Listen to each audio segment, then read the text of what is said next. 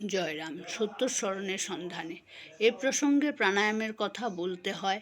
প্রাণায়াম মানে শ্বাসে প্রশ্বাসে নাম করা। কেন? মৃত্যুর পর সর্ব অঙ্গ, চোখ, কান, হাত, পা ইত্যাদি যখন অচল হয়ে যায়, তখন এটাই সচল থাকে। সেটা কি? প্রাণ বা আত্মা তথা প্রাণবায়ু, অর্থাৎ শ্বাস প্রশ্বাস চলতে থাকে।